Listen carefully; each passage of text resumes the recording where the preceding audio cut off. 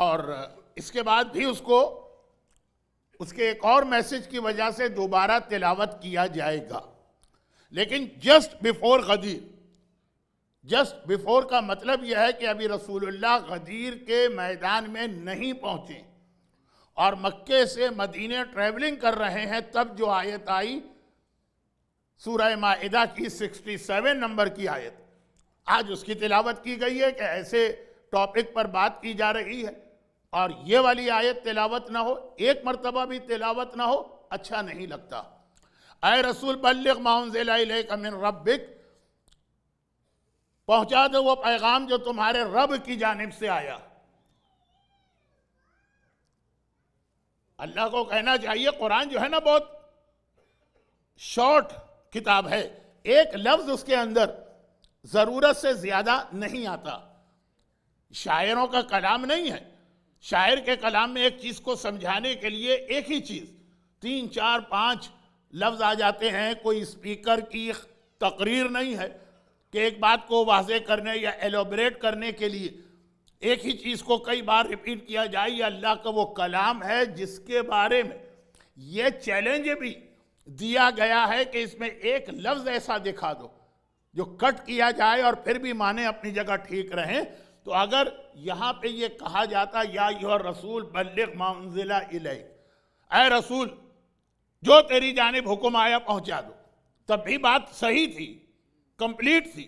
کہا نہیں من ربک، جو حکم تیرے رب کی جانب سے آیا ہے وہ پہنچا دو. باقی باتوں کے بارے میں نماز کے لیے نہیں کہا کہ جو تیرے رب نے کہا ہے وہ نماز، روزے کے بارے میں نہیں کہا جو تیرے رب نے کہا ہے وہ نماز، قیامت کے بارے میں نہیں کہا کہ قیامت کا عقیدہ جو تیرے رب نے کہا. لیکن جہاں پہ غدیر کا اعلان ہوا تو یہ قرآن نے مینشن کرنا ضروری سمجھا کہ یہ پیغام پہنچا دو. کون سا پیغام؟ من ربک، جو تیرے رب کی جانب سے. رسول تو ہر چیز رب کی جانب سے ہی لاتے، خود اپنے دل سے بنا کر کوئی تھوڑی دیتے. مگر نہیں، بات چونکہ علی کی تھی اور علی کے حوالے سے آلریڈی رسول کے خلاف پروپیگنڈا شروع ہو چکا تھا. آج ہمارے خلاف اتنا پروپیگنڈا ہوتا ہے، دنیا بھر کا میڈیا، نان مسلم ہو کہ مسلمان، وہابی ہو کہ غیر وہابی، روزانہ شیعت کے خلاف ایک نئی تہمت، ایک نیا بہتان، ایک نیا ایلیگیشن. مگر جو میں نے کل کہا کہ ہمارا دشمنوں کا اختلاف صرف علی کی وجہ سے ہے اور کوئی اختلاف نہیں ہے، تو خالی ہم پر یہ تہمت اور الزام نہیں لگ رہا. اسلامک ہسٹری پڑھیے کہ رسول اللہ کے اوپر یہ الزام لگ چکا تھا اور ایک بار نہیں، ریپیٹ اور ریپیٹ اور ریپیٹ ہو رہا تھا. کیا ایلیگیشن؟ وہ یہ کہ رسول باقی ساری چیزیں تو اللہ کی طرف سے لاتے ہیں، علی کے بارے میں جو کہتے ہیں وہ اپنے دل سے بنا کے کہتے ہیں. یہ اللہ نے نہیں کہا. بھائی بھی ہیں اور اب تو داماد بھی ہو گیا. فیوریزم ہے، یہ حکم خدا نہیں ہے. تو اگرچہ غدیر کے اعلان سے پہلے نہیں، غدیر کے میدان میں انٹر ہونے سے پہلے اللہ نے بتا دیا کہ یہ حکم میری جانب سے آ رہا من ربک. مگر پھر بھی آپ کو معلوم ہے حارث ابن نعمان فہری کا واقعہ کہ غدیر کے واقعے کے بعد بھی اس نے اسی غدیر کے میدان میں جب علی کی بیعت ہو رہی ہے یہی جملہ تو کہا تھا نا کہ یہ جو ابھی تم نے اعلان کیا ہے یہ اللہ نے نہیں کہا، تم نے اپنے دل سے اپنے بھائی کی محبت میں یہ اعلان کیا. اور اگر یہ اللہ نے کہا تو کہہ دے اللہ سے کہ مجھ پر ابھی عذاب بھیجے، اور عذاب آ گیا. واقعہ بہت مشہور ہے. لیکن وہ ایک حارث ابن نعمان نے اس طرح سے کھلم کھلا یہ الزام غدیر میں لگایا، ورنہ پہلے سے ہی اللہ نے ایز اے پریکاشن آیت میں ربک رکھ دیا تھا کہ یہ حکم تو خاص تیرے رب کی جانب سے آ رہا. ہر حکم رب کی جانب سے ہے، لیکن خاص کیوں؟ 10 سال ہو گئے جب سے رسول اللہ مدینے پہنچے ہیں، روزانہ پیغمبر پہ یہ الزام لگ رہا. یہ اللہ نے نہیں کہا، یہ آپ نے اپنے بھائی اور داماد کی محبت میں اپنی جانب سے یہ جملہ ارشاد فرما دیا. چاہے وہ احد کے میدان میں علی کو ذوالفقار دینا یا چاہے شہزادی کونین سے علی کی شادی کا مسئلہ ہو، چاہے میدان خندق میں ضربت و علی کا تذکرہ ہو، چاہے خیبر میں علم دینے کا مسئلہ ہو، چاہے فتح مکہ میں اپنے کندھوں پہ کھڑا کر کے بت شکنی کا مسئلہ ہو، ہر جگہ یہ کہا جا رہا یہ اللہ کی طرف سے نہیں، یہ اپنی طرف سے کہا گیا۔ یہاں تک کہ جب رسول اللہ نے مدینے کی مسجد میں لوگوں کے گھروں کے دروازے بند کرائے، جملہ سمجھانے کا زیادہ مزہ مسجد النبوی ہی میں آتا جب میں اپنے قافلے کے ساتھ حج پہ جاتا ہوں یا اپنے گروپ کے ساتھ عمرے پہ جاتا ہوں، وہیں پہ یہ حدیث اور یہ واقعات سمجھنے کا مزہ آتا۔ لیکن بہرحال مجلسوں کی وجہ سے جو لوگ زندگی میں کبھی نہیں گئے مکی اور مدینہ، اللہ ہر مومن اور مومنہ کو حج، عمرہ اور 14 معصومین کی زیارت کا شرف عطا کرے۔ لیکن مجلسوں کی برکت سے جو کبھی بھی نہیں گئے ان کو بھی معلوم ہے کہ واقعہ کیا تھا، کہ پیغمبر نے جب لوگوں کے گھروں کے دروازے بند کرنا شروع کی، ہر آدمی نے اپنے گھر سے ایک شارٹ کٹ بنا لیا تھا مسجد میں آنے کا۔ یہ مسلمانوں کا بہت پرانا نیچر ہے جس میں ہم مومن بھی شامل، ہمیں ہر کام ہر شارٹ کٹ سے چاہیے، حتیٰ جنت بھی ہم کو جانا ہے تو کوئی شارٹ کٹ مل جائے، نہ نماز پڑھنا پڑے، نہ روزہ رکھنا پڑے، نہ حجاب کرنا پڑے، نہ حرام سے بچنا پڑے، نہ واجب کی پابندی کرنا پڑے اور جنت مل جائے۔ شارٹ کٹ چاہیے، اور ایسے ہی لوگ زیادہ پاپولر ہیں ہماری کمیونٹی میں جو آپ کو شارٹ کٹ دکھائیں گے۔ یہ کہہ دو اور بس جنت پہنچ جاؤ، یہ نعرہ لگا دو اور جنت پہنچ جاؤ، یہ ایک عمل کر لو اور جنت پہنچ جاؤ۔ جو اسلام طریقہ بتا رہا ہے وہ تو بڑا مشکل والا طریقہ، قرآن جو طریقہ بتا رہا ہے وہ تو بڑا مشکل والا طریقہ ہے، تو شارٹ کٹ۔ تو اب مدینے کی مسجد میں اپنے گھروں سے نکل کے مسجد میں آؤ، بہت لمبا ایک راؤنڈ لگانا پڑتا۔ مسجد کے پیچھے کی دیوار سے جو بیک وال ایک راستہ بنایا شارٹ کٹ، اور پھر اس شارٹ کٹ کا نقصان یہ ہوا کہ اب لوگ خالی مسجد میں آنے کے لیے وہ راستہ استعمال نہیں کرتے ہیں، سامنے والے سے ملاقات ہے، اس کے گھر پہ جانا ہے، مسجد سے جا رہے ہیں۔ دوپہر کے وقت عرب کی عورتیں تو سوتی ہیں نا، آپ کے یہاں کی خواتین تو ڈیری کوئین میں شاید ہوتی ہوں گی، لیکن عرب کی عورتیں تو سوتی ہیں نا، بچے شور مچا رہے ہیں، دروازہ کھولا، بچوں کو مسجد میں بھیج دیا، جاؤ جا کے وہاں کھیلو۔ مسجد پلے گراؤنڈ بھی بن گئی، مسجد لوگوں کی چوپال اور بیٹھک کی جگہ بھی بن گئی، مسجد چائے اور حقہ پینے کی جگہ بھی بن گئی، مسجد رشتہ داروں سے ملاقات کی جگہ بھی بن گئی، مسجد سب کچھ ہو گئی، عبادت کی جگہ نہ رہی۔ بس ایک بار حکم خدا آیا کہ اے میرے حبیب، یہ مسجد ان چیزوں کے لیے نہیں ہے جو ان لوگوں نے استعمال کیا، سب کے گھر کا دروازہ بند کرو، دروازہ ہی نہ رہے۔ پیغمبر نے پہلے زبان سے کہا، لیکن زبان کی بات کو مومن مانتا کہاں ہے؟ پیغمبر زبان سے کہتے رہے مسجد کا احترام، مسجد کی رسپیکٹ، مسجد کا پرپس، مسجد کا مقصد۔ ایک ایسا جملہ کہہ رہا ہوں جس کی تفصیل کا ٹائم آج نہیں، کیونکہ آج میں مجلس بہت لمبی نہیں پڑھنا چاہتا ہوں، تو ڈیٹیل کا ٹائم نہیں ہے، اس پر عمل یوں نہیں کرنا ہے، اپنے مرضی سے ڈیٹیل پوچھنا ہے۔ لیکن دنیا میں کتنی مسجدیں ایسی اب آج کل جہاں پہ دعائے کمیل بھی اب مسجد میں اس لیے نہیں ہوتی کہ مراجع کا فتویٰ گئے کہ مسجد میں پہلا حق نماز پڑھنے والے کا، دعائے کمیل والے کا پہلا حق نہیں۔ چنانچہ اگر اتنا بڑا کراؤڈ مسجد میں آ گیا کہ سارا دعائے کمیل میں مسجد بھر گئی اور کوئی نماز پڑھنے آیا، اس کو نماز کی جگہ نہیں مل رہی ہے، تو یہ حرام عمل، اس کو جگہ دو، کیونکہ مسجد میں پہلی چیز نماز۔ ہاں، نماز کے بعد وقت ملے یا یہ کہ کراؤڈ کے بیچ میں بھی نمازیوں کی جگہ الگ رکھی جائے، وہ ایک الگ بات ہے۔ تو کتنی مسجدوں میں اب جب لوگوں کو اویئرنیس آئی ہے، فتویٰ پتہ چلا ہے، رمضان کے اعمال شفٹ کرنا پڑے، دعائے کمیل شفٹ کرنا پڑے، but Masjid not place of نماز یا بیت الصلاۃ نہیں، جو صیغہ پڑھ کے مسجد بنائی جائے۔ تو اللہ کے رسول پہلے زبان سے کہا، جب اثر نہیں ہوا تو ایک بار جلال کے عالم میں آئے اور ایک ایک کر کے سب کے گھر کے دروازے کو بند کیا۔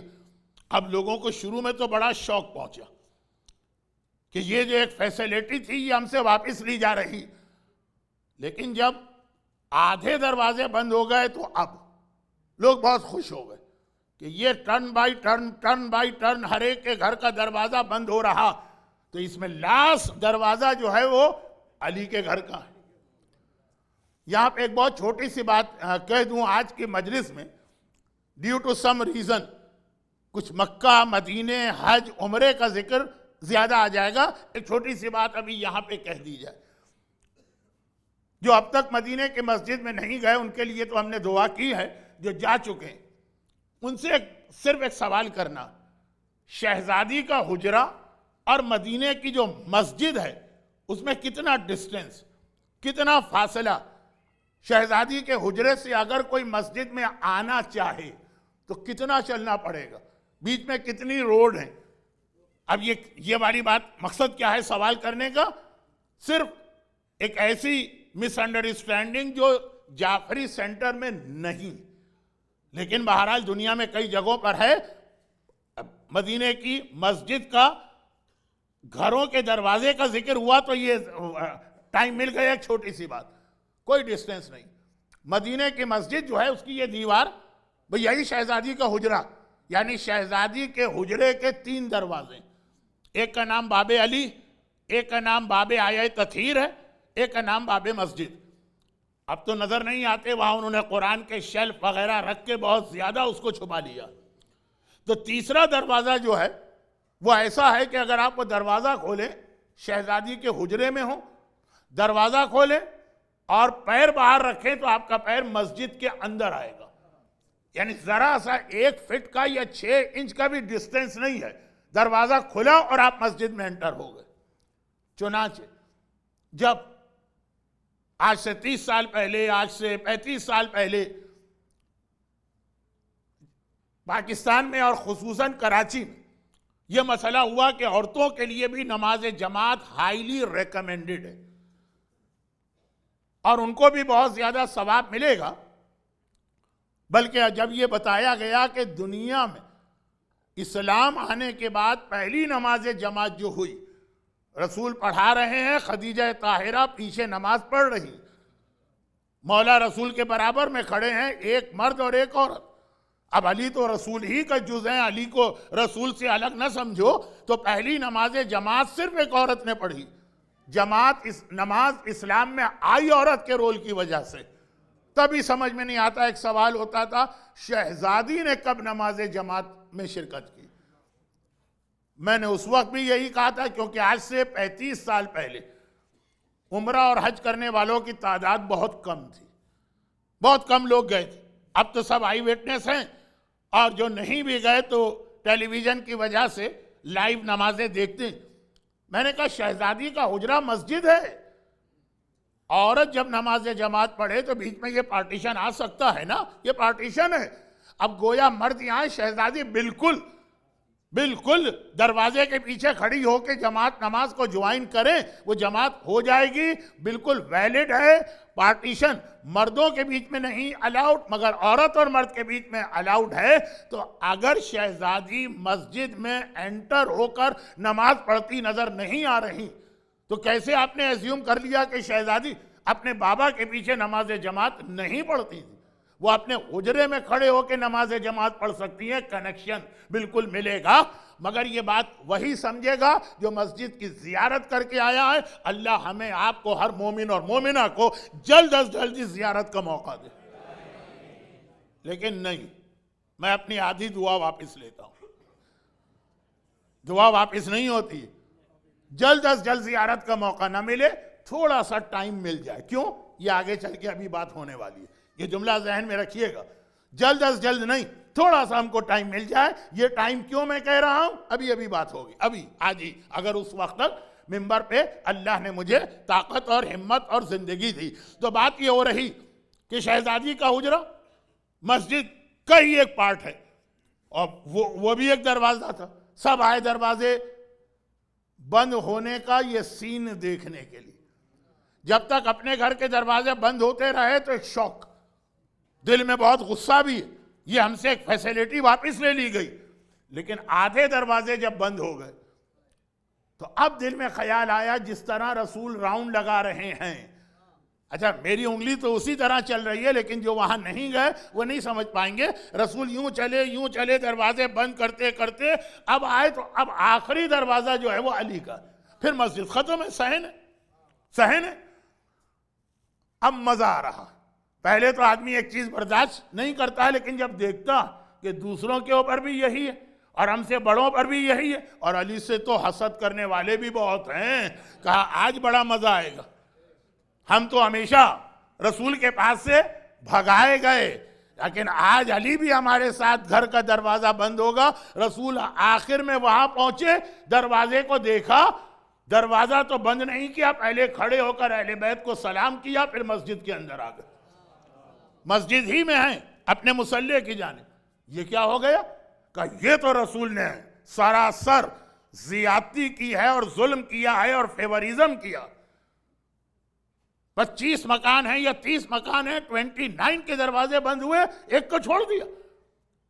اتنا زیادہ یہ پروپیگنڈا اس دن ہو گیا تھا کہ دو باتیں اسی دن ہوئیں. دو باتیں اسی دن. پہلی بات، رسول جلال کی عالم میں فرسٹ ٹائم یہ خطبہ دے رہے ہیں، ممبر پہ گئے، اور ممبر پہ جانے کے بعد بہت جلال میں ہے رسول، اور کہا کہ کیا تم میرے بارے میں یہ ایلیگیشن لگا رہے ہو؟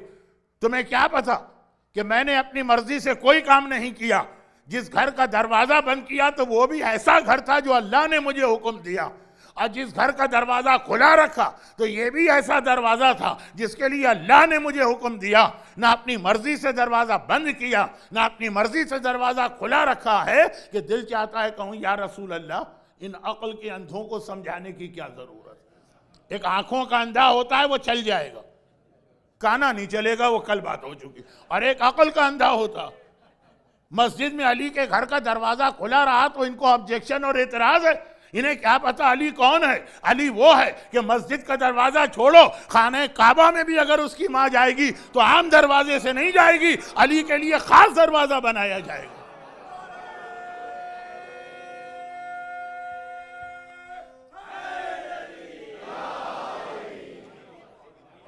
خانہ کعبہ میں جب علی کے لیے خاص دروازہ بنایا جائے. اور ایک جملہ میں کل جب میں کہہ رہا تھا تب بھی مجھے پتا تھا کہ میں انکمپلیٹ بات کر رہا ہوں، لیکن 90 منٹ کی کل مجلس ہو گئی تھی، موقع نہیں تھا رک کے اس کو سمجھاؤں. اور وہ یہ کہ تمام برادران اہل سنت کا اتفاق ہے اس بات پر. اب جب اینٹی علی پروپیگنڈا بڑھ گیا تو الگ بات ہے کہ پیغمبر کے جتنے صحابی سب کا ٹائٹل ہے رضی اللہ تعالی عنہ. صرف میرا مولا ایسا کہ غیروں نے بھی کہا علی کا یہ ٹائٹل نہیں، علی کا ٹائٹل ہے کرم اللہ وجہہ. صرف ایک صحابی ہے تمام اصحاب رسول کے درمیان، غیروں نے مانا. ہم تو علیہ السلام کہتے ہیں، غیروں نے مانا. لیکن انفارچونیٹلی اسی سال ڈیورنگ رمضان مسجد خانہ کعبہ کے اندر جہاں ہم طواف کرتے ہیں، اس کے بعد جو پلرز ہیں ان میں علی کا نام جہاں لکھا ہے تو اس پر کرم اللہ وجہہ لکھا، یعنی خود خانہ خدا کے اندر بھی تمام اصحاب رسول کے نام ہیں، پہلے خلیفہ، دوسرے، تیسرے، سب کے ساتھ رضی اللہ تعالی عنہ. مگر جہاں علی کا نام آتا، یہ وہی جو گولڈن ڈرینیج پائپ ہے اس کے سامنے خانہ کعبہ میں تھا. لیکن انفارچونیٹلی اس سال یہ پلر توڑ کے گرا دیا گیا اور اس کے بدلے جو پلر بنایا گیا اس پہ کوئی نام نہیں لکھا. ورنہ میں تو اپنے حاجی ساتھیوں کو دکھاتا تھا کہ دیکھی اس خانہ خدا کے سامنے ودن مسجد صحن کے اندر میرے مولا کا نام ہے اور یہ ٹائٹل اس پہ لکھا ہوا ہے. کیونکہ ہم تو خیر نہیں مانتے لیکن ہم مسلمان مانتے. اب یہ سوال کہ تمام اصحاب رسول کا ایک ٹائٹل اور صرف علی کا ٹائٹل الگ دوسروں کے عقیدے سے، اپنی تو بات ہی نہیں ہو رہی ہے. کوئی وجہ ہے؟ فخر الدین رازی نے وجہ لکھی. یہ نام ایسا مشہور نام ہے کہ جو لوگ زیادہ ڈیٹیل نہیں جانتے ان کو بھی پتا ہے. رازی، امام رازی، فخر الدین رازی، جن کے بارے میں کہا جاتا ہے کہ صرف آیہ اکملت لکم دینکم اتنی آیت سن کر آخری عمر میں شیعہ بن گئے تھے. وہ بات انشاءاللہ بعد میں ہوگی کیونکہ اس میں ہمارے لیے ایک پریکٹیکل میسیج ہے. فخر الدین رازی کے لیے عقیدے کا میسیج ہے، ہمارے لیے پریکٹیکل میسیج ہے، لیکن بعد میں. تو رازی نے اپنی کتاب میں لکھا کہ ہاں ایک ریزن ہے کہ سارے اصحاب ایک طرف، صرف اکیلے علی ایک طرف. ہم تو مانتے ہیں، ہمارا تو عقیدہ ہر چیز کے بارے میں غیر کی بات. کہا جتنے اصحاب رسول زندگی کے کسی نہ کسی مرحلے میں انہوں نے بتوں کے آگے سر جھکایا اور بتوں کو سجدہ کیا. بعد میں اللہ نے ان کو اسلام کی دولت دی اور یہ ہو گئے اور وہ ہو گئے اور وہ ہو گئے تو چھوڑی. لیکن علی واحد شخصیت ہے کہ ولادت سے لے کے شہادت تک سوائے اللہ کے علی کی پیشانی کسی بت کے اور غیر کے آگے نہیں جھکی ہے. تو سب رضی اللہ تعالی، اللہ راضی ہو. اور یہ ہے کرم اللہ وجہہ، اللہ ان کے چہرے کو بہت بلند کرے کہ یہ وہ واحد پیشانی ہے اصحاب رسول میں جو کسی بت کے آگے نہیں جھکی ہے. علماء اس کو بھی ون آف دا ریزن کہتے ہیں. One of the reason. کعبے کی دیوار کیوں شق ہوئی؟ کہا کہ کعبے میں چاروں طرف بت لگے تھے، حتیٰ جو انٹرنس کا دروازہ تھا اس دروازے کے اوپر بھی ایک شیلف بنا کے بت رکھے گئے تھے. دنیا کی ہر قوم کا طریقہ کہ گھر میں داخل ہونے کی جگہ پر برکت کے لیے اپنے عقیدے کی چیزیں رکھتے. ہمارے یہاں بہت سے مومن ہیں جن کے گھر میں انٹر ہو پر قرآن، ایک شیلف ہوگا دروازے پر، قرآن کے اندر آنے والا قرآن کے نیچے سے گزر کے آئے. بہت سے گھروں میں آیت الکرسی، بہت سے گھروں میں سورہ یاسین، بہت سے گھروں میں حضرت عباس کا چھوٹا سا ایک مختصر علم یہ اس کے سائے میں گزرے. لیکن علی بننے والے علی ہیں کرم اللہ وجہہ. علی کی پیشانی کسی بت کے آگے زندگی میں نہیں جھکی. اگر بنت اسد اس موقع پر عام دروازے سے آتی اور اس بت کا سایہ بنت اسد کے جسم پر پڑتا تو علی پر بتوں کا سایہ پڑ جاتا. دیوار شق کی گئی، راستہ بنایا گیا کہ علی وہ ہے کہ زندگی تو چھوڑو، پیدا ہونے سے پہلے ماں کے پیٹ میں ہے تب بھی کسی بت کا سایہ تک علی کے اوپر نہیں پڑا.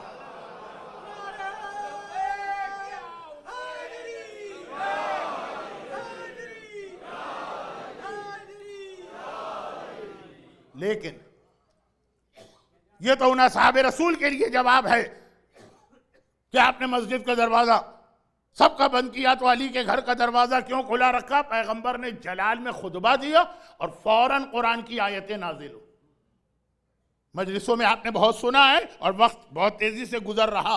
بسم اللہ الرحمن الرحیم والنجم اذا ہوا ما ضل صاحبکم وما غوا وما ينطق عن الہوا ان ہوا الا وحی یوحا. یہ آیتیں کب نازل ہوئی؟ یہی اسی دن. یہی واقعہ جو گھروں کے دروازے بند ہونے کا واقعہ، قسم ستارے کی جو جھکا، تمہارا یہ ساتھی یہ رسول ما ضل، یہ ضالین میں سے نہیں ہے، وما غوا، اور یہ گمراہ نہیں ہوا. یہ کیوں قرآن کو کہنا پڑا؟ مدینے میں نعرہ یہ لگا کہ رسول علی کی محبت میں گمراہ ہو گئے، غلط راستے پہ چلے گئے، ضالین میں شامل ہو گئے. قرآن کو کہنا پڑا ما ضل صاحبکم وما غوا. نہ یہ گمراہ ہوا ہے نہ یہ ضالین میں شامل ہوا. وما ينطق عن الہوا، یہ اپنی طرف سے کچھ نہیں کہتا، یہ وہی کہتا ہے جو وہی کہتی ہے. یہ آیت کیوں نازل ہوئی کہ جب یہ الزام لگایا گیا کہ رسول علی کی محبت کے اندر اپنے دل سے باتیں لے کے آتے ہیں. قرآن نے کہا غدیر کا اعلان اسلام کا سب سے اہم اعلان، سب سے اہم، موسٹ امپورٹنٹ. وہاں یہ ذرا سا بھی کسی کے دل میں شک نہ آنے پائے تو صرف اتنا نہ کہا کہ بلغ ما انزل الیک، یہ بھی کہا من ربک، جو تیرے رب کی جانب سے حکم علی آ رہا، ولایت علی آ رہا، یہ پہنچا، تاکہ یہاں بالکل پہلے سے واضح ہو جائے یہ اللہ کی طرف سے. وَإِن لَمْ تَفْعَلْ فَمَا بَلَّغْتَ رِسَالَتَهُ. یہ آج اس پر بات کرنا تھا. آپ نے زندگی بھر سنا ہے لیکن اس کا جو صحیح معنوں میں اس کی ڈیٹیل ہے وہ ذہن سے نکل جاتی. اگر تو نے یہ حکم نہیں پہنچایا تو گویا رسالت کا کوئی حکم ادا نہیں کیا، حق رسالت ادا نہیں کیا. اب اس کے اندر کچھ فضائل کے بھی نکتے ہیں لیکن آج جتنے فضائل ہو گئے وہ کافی ہیں. اہم جو کچھ باتیں فضائل کے بعد آتی وہ بھی بیان کرنا. اور وہ اتنی سی بات، کوئی چیز بنانا یہ بھی اہم، لیکن بنانے کے بعد اس کا مینٹیننس اور اس کی حفاظت وہ اس سے زیادہ اہم. یہ تو اپنی محنت کو ویسٹ کرنا کہ آپ نے ایک پروجیکٹ بنا دیا، اس کی مینٹیننس کا خیال نہیں کیا، اس کی سیکیورٹی کا خیال نہیں کیا. آپ نے لاکھوں ڈالر خرچ کر کے گاڑی خریدی اور اس کی مینٹیننس وغیرہ کا خیال نہیں کیا، انجن سیز ہو گیا، گاڑی خراب ہو گئی، ساری محنت، سارا پیسہ سب پانی میں گیا۔ دنیا کی ہر چیز مینٹیننس اور حفاظت چاہتی، چاہے وہ مکان ہو، چاہے وہ گاڑی ہو، چاہے وہ گھر کی مشینری ہو، چاہے وہ کمپیوٹر ہو، چاہے کوئی چیز ہو۔ چلے ان چیزوں میں تو یہ کام چل جائے گا، خراب ہو گئی پھینک دیں گے، دوسری خرید کے لے آئیں گے۔ کمپیوٹر تو یہی کرتے ہیں نا آپ لوگ، گاڑی کا تو یہی کرتے ہیں نا۔ آج کل دنیا کا کتنا بڑا مسئلہ ہے یہ والا ویسٹیج، لیکن جو ایک ہی چیز دنیا میں ہے اور ہے ہی نہیں کوئی، وہ اگر خراب ہو گئی تو پھینکیں گے تو دوسری ملے گی کہاں سے، اور وہ ہو سب سے زیادہ اہم، تو اس کی تو حفاظت اور مینٹیننس کا آدمی پورا خیال کرتا۔ یہ کمپیوٹر نہیں ہے کہ خراب ہوا تو پھینک دیا، یہ گاڑی نہیں ہے کہ خراب ہوئی یا نیا ماڈل آ گیا تو پرانی چیز نکال دی۔ تو دنیا کی سب سے قیمتی چیز جو صرف ایک ہے وہ اسلام ہے۔ رسالت، رسول کیا جو پیغام لے کر آئے وہ ایک ہے۔ وہاں تو یہ نہیں ہے کہ بھئی اسلام پرانا ہو گیا تو نئے ماڈل کا اسلام چاہیے۔ ہیں ایسے لوگ جو کہتے ہیں 21 سینچری کا نیا اسلام ہم کو چاہیے۔ قرآن بھی نیا بنایا جا رہا ہے، بن بھی گیا ہے۔ یہ الگ بات ہے کہ ابھی عام مسلمانوں کے ہاتھ میں نہیں پہنچا، لیکن انٹرنیٹ پہ آپ جائیے تو یہ دو چیزیں آپ کو نہیں ملیں گی، نئی لیٹسٹ، لیکن یہ بتائے بغیر، ایک قرآن، ایک نہج البلاغہ۔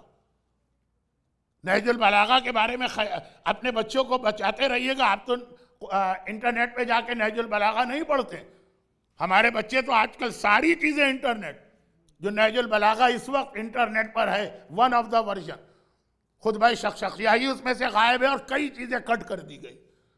مجلس میں سنتے ہیں مولانا نے کہا خطبہ نمبر 3 ذرا جا کے پڑھو، کس طرح مولانا نے ایک ایک اپنے دشمن کا ذکر کیا ہے۔ وہ جا کے انٹرنیٹ پہ دیکھتے ہیں، وہاں خطبہ نمبر 3 ہے ہی نہیں۔ وہ کیا کہیں گے؟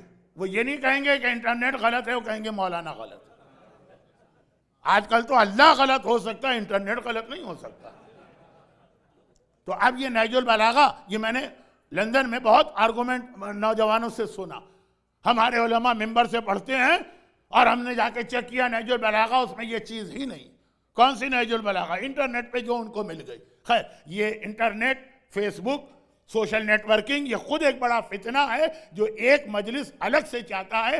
آج کی اب یہ مختصر مجلس نہیں، تو بات یہ ہو رہی تھی کہ اسلام ایک ہے، قیامت تک کے لیے ہے۔ بہت ہی اسٹرانگ اردو کا لفظ استعمال کر کے سمجھاتا ہوں، یہ کبھی کوہنا نہیں ہو سکتا، یہ کبھی پرانا نہیں ہو سکتا، یہ کبھی آؤٹ ڈیٹڈ نہیں ہو سکتا۔ تو اب اس کی حفاظت تو بہت زیادہ ضروری، یہ ختم ہو گیا تو دوسرا اسلام آپ کو کہیں سے نہیں ملے گا۔ چنانچہ غدیر کا ون آف دا پرپس، میرا جملہ یاد رکھیے، میں اونلی پرپس نہیں کہہ رہا ہوں، ون آف دا پرپس، کہ رسول دنیا سے جا رہا ہے، اسلام کے لیے ایک محافظ چاہیے، اسلام کی حفاظت کرنے والا چاہیے۔ اگر وہ پیغمبر پہلے سے مقرر کر کے نہ جائیں، وَإِن لَمْ تَفْعَلْ فَمَا بَلَّغْتَ رِسَالَتَهُ، اے رسول تیری 23 سال کی محنت ضائع ہو جائے گی۔ حضرت موسیٰ شریعت لائے، ضائع ہو گئی۔ حضرت عیسیٰ شریعت لائے، ضائع ہو گئی۔ حضرت نوح شریعت لائے، ضائع ہو گئی۔ لیکن وہاں تو چانس تھا نا کہ نوح کی شریعت گئی تو موسیٰ بعد میں آ رہے ہیں، موسیٰ کی شریعت گئی تو عیسیٰ بعد میں آ رہے ہیں۔ یہاں تو کوئی چانس ہی نہیں ہے۔ Last and final message of Allah, حفاظت کر کے جا، ورنہ اسلام اگر ختم ہو گیا، بدل دیا گیا، تو فما بلغت رسالتہ، اس 23 سال کی محنت کا کیا ہوگا؟ چنانچہ اللہ کے رسول نے حفاظت کا انتظام کیا۔ اب ایک جملہ، آج اس کی ڈیٹیل نہیں آئی، لیکن ایک جملہ، ایک سوال آپ سے کروں اور اپنی بات کو کنٹینیو کروں۔ جو قرآن نے کہا، جس پہ رسول نے عمل کیا، جو ہر کامن سینس نے قبول کیا کہ ہاں بھائی بڑی محنت سے جو پروجیکٹ بنایا جائے اس کی حفاظت ضروری، کیا اتنی سی چیز امام کو نہیں معلوم کہ محافظ چاہیے ہوتا ہے؟ تو امام غیبت میں جا رہے ہیں، مولا آپ غیبت میں جا رہے ہیں، تو یہ اسلام کس کے سپرد کر کے جا رہے ہیں؟ آپ کی غیبت میں ہم کس سے رجوع کریں گے؟ آپ کی غیبت میں اس کی حفاظت کا انتظام کیا ہے؟ کسی کو امام مقرر کر کے گئے ہیں؟ رجوع کانٹیکٹ کرنا رجوع، اس سے لفظ بنا ہے مرجع، جس سے رجوع کیا جائے. جب رسالت نے غدیر کے میدان میں امامت کو اس لیے مقرر کیا کہ رسالت کی حفاظت ہوتی رہے، اسلام بچا رہے، تو جب امامت پردہ غیبت میں جا رہی ہے تو وہ بھی کوئی نہ کوئی تو انتظام کر کے جا رہی ہوگی. اور ابھی ایک آخری جو سلام پڑھا جا رہا تھا میرے ممبر پہ آنے سے پہلے کہ جی ابو طالب سے اس لیے لوگوں کو دشمنی ہے کہ رقابت ہے. مسئلہ رقابت کا بھی نہیں، رقابت ہے. مسئلہ یہی ہے کہ رسول کی حفاظت ابو طالب نے کی. جنہیں دشمنی رسول سے ہے، جو مارنا رسول کو چاہتے ہیں، جو ختم کرنا رسول کو چاہتے ہیں، ہمیشہ رسول بچ جاتے ہیں ابو طالب کی وجہ سے. وہ رسول سے کم ناراض ہوں گے، ابو طالب سے زیادہ ناراض ہوں گے.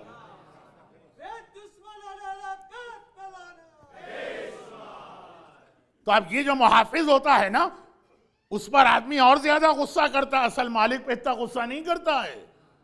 یہ جو سیکیورٹی گارڈ ہے، یہ جو باڈی گارڈ ہے، یہ جو حفاظت کرنے والا، یہی وجہ ہے. بہت چھوٹے اسکیل کی بات ہے، میں برابر نہیں کر رہا ہوں. یہی وجہ ہے کہ آج جو اسلام کو ختم کرنا چاہتے ہیں ان کا سارا غصہ مراجع کے خلاف ہے، سارا پروپیگنڈا مرجعیت کے خلاف ہے. جو ابو طالب کے خلاف پروپیگنڈا شروع ہوا بہت اسمال اسکیل میں، وہی چیز، وہی پلاننگ، وہی سازش آج مرجعیت کے خلاف ہو رہی. انہوں نے رسول کو کیوں بچایا؟ حسین نے اسلام کو کیوں بچایا؟ اور یہ مراجع غیبت کے اندر امام زمانہ کی طرف سے اپوائنٹڈ یہ مقصد امام کو کیوں بچا رہے ہیں؟ چنانچہ روز آپ ایک نیا ایلیگیشن سنیں گے. بس اس کے بعد میں ہوگی. صرف ایک سوال کہ غیبت میں جاتے ہوئے امام کو انتظام کر گئے کہ ایسے ہی چلے گئے؟ جب ہمارے اور آپ کے لیے یہ حکم ہے کہ ہمیشہ حفاظت کا انتظام کرنا، جیسے نماز، آپ نے نماز پڑھ لی، انف کہا نہیں نماز کی حفاظت بھی کرو. روزہ رکھ لیا، انف ہے، کہا روزے کی حفاظت بھی کرو. واجبات دین پہ عمل کیا. ایک لفظ بہت آتا ہے کہ ضائع نہ ہونے پائے. یہ اس کی تشریح ہے کہ نمازیں کیسے ضائع ہوتی. آپ کی پاکٹ اگر وہ نیچے سے کٹی ہوئی ہو، جتنا آپ پیسہ جمع کریں گے، ارن کریں گے، اس میں ڈالیں گے، ساری محنت آپ کی ظاہر ہو تو گرتا چلا جائے گا. آپ کہیں گے آج کل تو کریڈٹ کارڈ زمانہ ہے، کریڈٹ کارڈ گرے گا. اب کریڈٹ کارڈ بھی ختم ہونے والا. پیپر منی سے، پلاسٹک منی سے ہر چیز ختم ہو جائے گی. خالی آپ کی آنکھ کا اشارہ، خالی آپ کے انگوٹھے کا نشان. لیکن مثال جو میں دے رہا ہوں آج کے زمانے میں کہ ضائع، لوگ نماز پڑھتے ہیں پھٹی ہوئی جیب میں اس کا ثواب رکھتے ہیں، نماز ضائع. روزہ رکھتے ہیں کٹی ہوئی جیب میں اس کا ثواب رکھتے ہیں، وہ ضائع. اور اس کی تشریح بعد میں ہوگی، ابھی تو جرنل بات. غدیر کا پہلا پیغام یہ کہ جو اہم ترین چیز ہو اس کی حفاظت کا انتظام ضروری. چاہے وہ اسلام ہو، چاہے وہ توحید ہو، چاہے وہ رسالت ہو، چاہے وہ تمہارے اعمال ہو، چاہے وہ تمہارا عقیدہ ہو، چاہے وہ تمہارا عمل. حفاظت. اور پرابلم کہاں آتا ہے کہ یہ حفاظت کیوں نہیں ہو پاتی ہے؟ چلیں، جو مخالف ہے، جو دشمن ہے، جو نہیں مانتا اس کو چھوڑے. جو ماننے والے ہیں ان کے لیے پرابلم کیا ہے؟ وہی جو کل کی مجلس، پرسوں کی مجلس، آج یہ بات مکمل ہو چکی ہے مکمل. آج صرف اس کی ایک دو مثالیں دی جا رہی ہیں. ایک آج آئے گی، ایک کل کی مجلس میں آئے گی کہ یہ حفاظت کیوں نہیں ہو پاتی. بھائی ہم کوئی آدمی بھی اپنی کٹی ہوئی اور پھٹی ہوئی جیب میں پیسے نہیں ڈالے گا. کب ڈالتا ہے؟ جب اس کو پتہ ہی نہ ہو، اس کو معلوم ہی نہ ہو کہ میری جیب کٹ گئی. جیسے ہمارے یہاں پاکستان میں وہ جیب کاٹنے والے ہوتے ہیں. ہمارے یہاں ابھی بھی اسٹل کیش میں لوگوں کو پیمنٹ ملتا ہے ہر مہینے کے آخر میں پگار. وہ لے کر آ رہے ہیں بڑے خوشی کے ساتھ، 4D کی بس کے اندر بیٹھے اور جیب میں رکھی وہ تنخواہ، اور وہ جیب کاٹ لی، کسی نے گر گئے، پتہ ہی نہیں چلا. ہمیں گھر جا کے پتہ چلا. اچھا بیوی کو یقین نہیں آئے گا، وہ تو کہے گی کسی اور عورت کو دے کے آئے ہو، بہانہ کر رہے ہو کہ جیب کٹ گئی. اب بیوی جو آپ کی بات مان لے وہ سب کچھ ہو سکتی ہے، وہ بیوی نہیں ہو سکتی. کیونکہ وجہ ہر ایک کو پتا ہے کہ بیوی جو ہے وہ اچھی طرح سے آپ کی ساری ٹرکس کو جانتی ہے. آپ اپنے آپ کو دوست سے چھپا سکتے ہیں، رشتہ داروں کے سامنے ڈبل فیس لے کے جا سکتے ہیں، کمیونٹی میں ڈبل فیس رکھ سکتے ہیں۔ جو 24 گھنٹے گھر میں رہتی ہے اس کو تو پتا ہے نا کہ یہ اتنا متقی پرہیزگار یہ اصل میں کیا ہے۔ اور رسول کی سب سے بڑی عظمت یہ ہے کہ رسول کی پہلی گواہی کسی غیر نے نہیں دی، خدیجہ طاہرہ نے دی۔ ہر وقت گھر میں رہنے والی خدیجہ کہ آپ کو سوائے صادق و امین کے میں نے کچھ نہ پایا۔ تو خیر اب بات یہ ہو رہی کہ نالج میں نہیں ہے، اس لیے مثلا آپ نے پھٹی ہوئی جیب کے اندر پیسے رکھے اور وہ گر گئے، یہ لیک آف نالج، یہ ہمارا بہت بڑا مسئلہ، جس کی وجہ سے ہم عام مجمع سے بات نہیں کر رہا ہوں، ان لوگوں سے بات کر رہا ہوں جو نماز پڑھتے ہیں، جو روزہ رکھتے ہیں، جو اپنے آپ کو میوزک سے بچاتے ہیں، جن کے چہروں پہ داڑیاں ہیں، جن کی عورتوں کے سروں پہ حجاب ہے، جو رزق حرام سے اپنے آپ کو محفوظ رکھتے ہیں، ان سے بات کہ ان کا عمل کیوں ضائع ہو جاتا۔ اللہ دونوں کو ایک کیٹیگری میں نہیں رکھے گا، الگ الگ ہے۔ بے نمازی بہت ہی لو ہے، نماز پڑھ کے ضائع کرنے والا بہرحال اس سے بہتر، مگر کیوں؟ Lack of knowledge. اور شریعت ایک ایسا لا ہے بہت ہی کامن سینس، اپیلنگ، سمجھ میں آنے والا، سمپل، تھوڑا سا ٹائم چاہیے، وہ ہم نہیں دیتے، جس کا رزلٹ یہ نکلتا کہ اچھائی کرنے جاتے ہیں برائی ہو جاتی ہے، اچھا کام کرنے جاتے ہیں۔ ہمارے تقریباً تمام علماء نے ایک واقعہ لکھا، بہت لمبا واقعہ، ایسے ایک نہیں 500 واقعات، لیکن ایک خاص ریزن سے اس کو پڑھ رہا ہوں، شاید پوری بات آج کے پوائنٹ کو بھی آج کمپلیٹ نہ کر سکوں، لیکن بہرحال علامہ مجلسی نے بہار میں اس کو کوٹ کیا ہے۔ شہید دست غیب شیرازی ہمارے بہت عظیم عالم ہیں، انقلاب ایران کے فوراً بعد شیراز میں بم کے دھماکے سے مسجد میں ان کو شہید کیا گیا۔ یہ اس وقت کی بات ہے جب مسجدوں میں شہادتیں نہیں ہوتی تھی، اب تو روزانہ کی بات ہے۔ لیکن ان کی اصل گریٹنس یہ کہ امام خمینی ساری زندگی کہتے رہے کہ میں ہر پیرنٹ کو اور ہر ٹیچر کو ہائیلی ریکمینڈ کرتا ہوں کہ اس پوائس عالم کی کتابیں اپنے بچوں کو اس طرح پڑھائیں جیسے اسکول اور کالج کی ٹیکسٹ بک پڑھی جاتی ہے، ایک ایک لائن، ایک ایک ورڈ، کیونکہ وَهُوَ مُحَذِّبُ الْأَخْلَاقِ وَالنُّفُوسِ، یہ لوگوں کے نفس کو پاک و پاکیزہ کرتا۔ ایک عجیب شخصیت ہمارے ٹائم پیریڈ کی، انہوں نے کتاب خاص لکھی ہے how to protect yourself from شیطان، اپنے آپ کو شیطان سے کیسے بچاؤ، اس میں بھی یہ واقعہ بہت ڈیٹیل سے مینشن کیا۔ اصل میں حدیث ہے، اور حدیث یہ ہے کہ ہمارے 5ویں امام، امام محمد باقر علیہ السلام،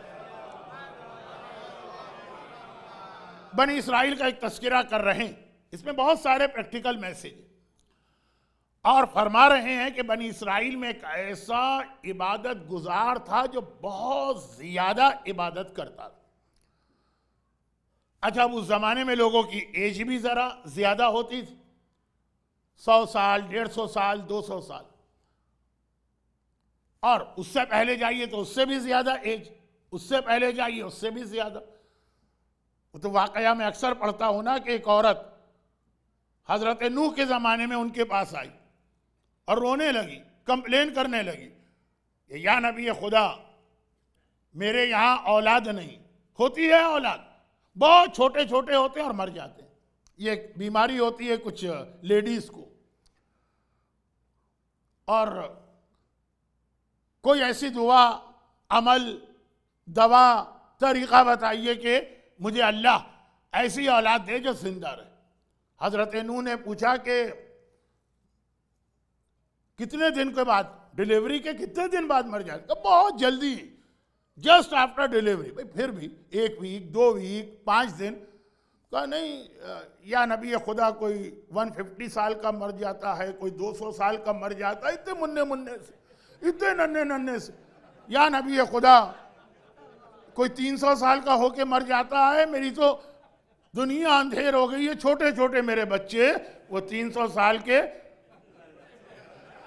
وہ اس زمانے میں چھوٹے کہلاتے تھے۔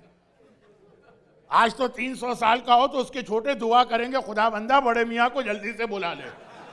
خیر تو خلاصہ یہ ہے کہ پھر عمر کم ہوئی حضرت موسیٰ 200 250 300. سلمان فارسی کا ایک واقعہ پڑھنے والا ہوں آج نہیں 2 دن بعد 300 سال کی ایج. تو عمر زیادہ ہوتی تھی تو عبادت بھی زیادہ کرتے تھے. اور حضرت موسیٰ کی شریعت میں پرمیشن تھی کہ تم گھر بار فیملی بزنس بیوی بچے سب چھوڑ کے مصلی پہ بیٹھے جاؤ. آج کل یہ حرام ہے, اس کو رہبانیت کہتے ہیں, یہ حرام ہے, لیکن شریعت موسیٰ میں اجازت. تو اتنی عبادت کرنے والا. اچھا اب کوئی بہت زیادہ اگر عبادت کرے تو سب سے زیادہ کون پریشان ہوگا؟ بیوی تو نہیں, وہ تو خوش ہوگی اور کھڑے رہے مصلی پر, مجھے آئی فون پہ چیٹنگ کرنے کا لمبا موقع مل جائے گا.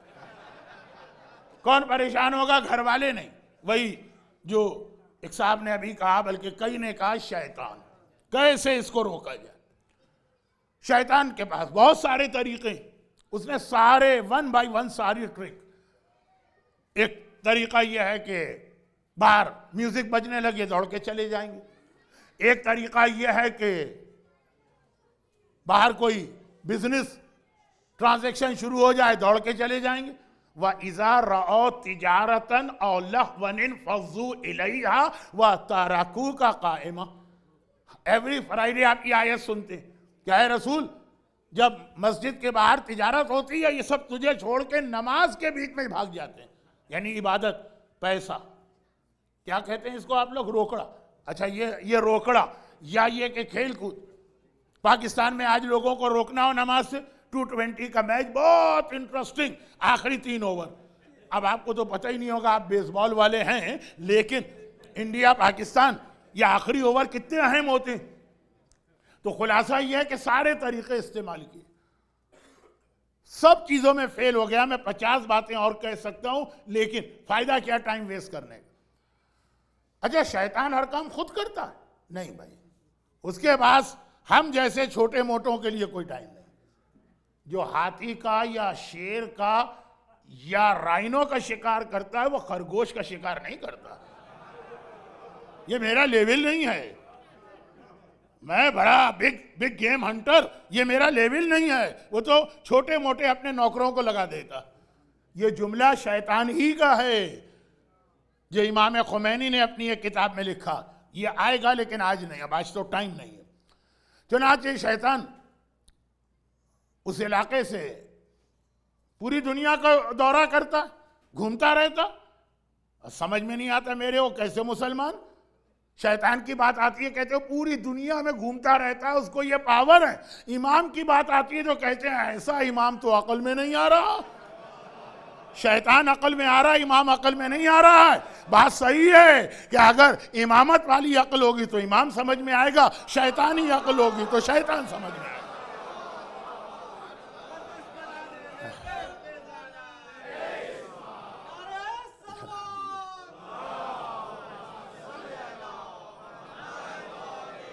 اب شیطان وزٹ کرتا رہتا ہے, آج گیا, 1 سال بعد آیا, 5 سال بعد آیا.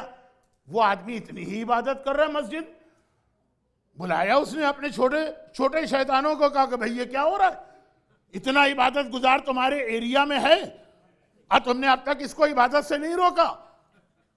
انہوں نے گھبراتے ہوئے کہا کہ نہیں, ہم نے سارے ٹرک آزما لیے. ایک نے کہا کہ میں شراب بھی لے کے اس کے سامنے مسجد میں پہنچ گیا. ایک نے کہا میں میوزیکل انسٹرومنٹ لے کے پہنچ گیا. ایک نے کہا ایک بے پردہ عورت کو میں نے اس کے سامنے سے گزار دیا. سارے جو گناہ کے طریقے, ناکام رہا. شیطان نے کہا اچھا اتنا سیریس مسئلہ, اب یہ تمہارے بس کی بات نہیں, اب مجھ کو خود آنا پڑے گا اور دیکھو میں کیسے آتا ہوں. اور ایک جملہ کہا شیطان نے جس کو یاد رکھیے گا, کہا دیکھو جب کوئی آدمی کسی طرح سے گناہ نہ کرے تو ایک طریقہ ہوتا ہے. کیا طریقہ؟ کہا مجھے دیکھنا. شیطان مسجد کے باہر ڈریس چینج کیا, بالکل ایک متقی پرہیزگار, اتنی بڑی سفید داڑھی, ماتھے پہ سجدے کا نشان, ایک بڑی تسبیح ہاتھ میں, مصلی بغل میں, لا کے اس کے برابر. مسجد تو سب کے لیے, مصلی بچھایا اور شروع نماز. اب بعد میں یہ جملہ کہا تھا, دیکھا میرا طریقہ؟ کہا نہیں سمجھ میں آیا. کہا جو مومن کسی طرح سے سیدھے راستے سے نہ ہٹے اسے دین کے راستے سے ہٹانا، نمازوں کے ذریعے بہکانا، ممبر کے ذریعے بہکانا، تو اب وہ یہ خود ایک بہت اہم جملہ آگے تشریح آئے گی، لیکن ابھی تو پہلے واقعہ پورا ہو۔ اب وہ عبادت کرنے والا، مسجد میں بہت سے لوگ عبادت کرتے ہیں، وہ اپنی نمازوں میں لگائیے، اپنی نمازوں، چند دن گزر گئے، 1-2 گھنٹے نہیں، 2 ویک 3 ویک، اب برابر میں جو اصلی ایکچول عابد ہے وہ پریشان ہوا کہ ایسی نمازیں، بھائی میں بہت نمازیں پڑھتا ہوں لیکن تھوڑی دیر بعد ذرا تھک جاتا ہوں، پگ وغیرہ دکھنے لگتے ہیں، تھوڑی دیر آرام کرتا ہوں۔ آپ ہوتے تو باہر نکل کے ایک سگریٹ وگریٹ پی کے آ جاتے، کچھ تو چاہیے نا، شب قدر تک میں لوگوں کو چین نہیں آتا۔ خیر، تو خلاصہ یہ کہ تھوڑی سی نیند، بھائی یہ تو انسان کی بیسک نیسیسٹیز ہیں، تھوڑا سا کھانا نہیں کھائیں گے تو طاقت کہاں آئے گی، طاقت نہیں آئے گی تو نماز کیسے پڑھیں گے؟ البتہ یہ میں عام کھانے کی بات کر رہا ہوں، جو ابھی سگریٹ کی میں نے مثال دی، تو مجھے یاد ہے کہ حج کے درمیان ایک خاتون بہت ضعیف تھی، 70 کی ایج، وہ پان کھانے کی شوقین تھی۔ آپ لوگ پان جانتے تو ہوں گے، چاہے امریکہ میں نہ ملتا ہو، اور پان کے اندر بھی وہ تمباکو وغیرہ اور کچھ ڈرگس سے ملتی جلتی ہے، ڈرگس تو نہیں ہیں جو پاکستان انڈیا میں رائج ہے، قوام، تمباکو، پان پراگ، مجھے نہیں معلوم، کچھ ایسی چیزیں اس کی عادی تھی۔ میں نے ان سے کہا کہ دیکھیے احرام آپ کا 2 دن آپ کو حج میں احرام پہننا ہے، اس میں آپ خوشبو والی کوئی چیز نہیں کھا سکتی، اور خوشبو میں بھی ٹاپ آف دا لسٹ ہے زعفران۔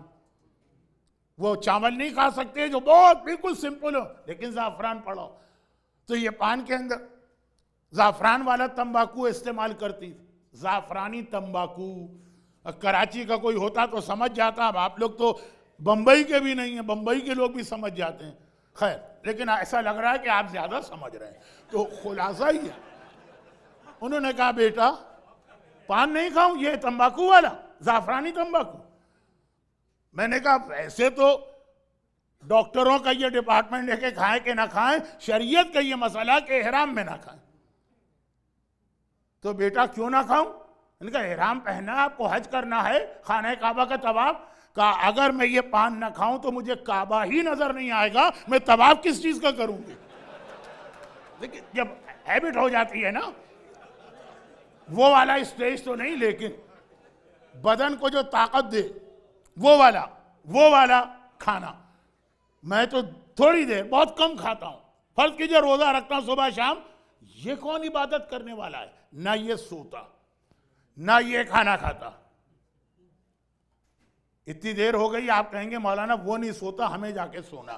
ہاں ٹھیک، میں گھڑی دیکھ رہا ہوں، بس آج بھی واقعاً 5-7 منٹ لیٹ ہو گیا ہے، بالکل آخر میں۔ یہ عبادت کرنے والا ایسی نماز، نہ کھانا کھائے، نہ سوئے، نہ آرام کرے، نہ اس کے پیروں میں کوئی تکلیف ہو، نماز ایک ختم تو دوسری تو تیسری تو چوتھی۔ دل میرا بھی چاہتا ہے اتنی عبادت کا، طاقت نہیں ہے، اس سے پوچھنا پڑے گا۔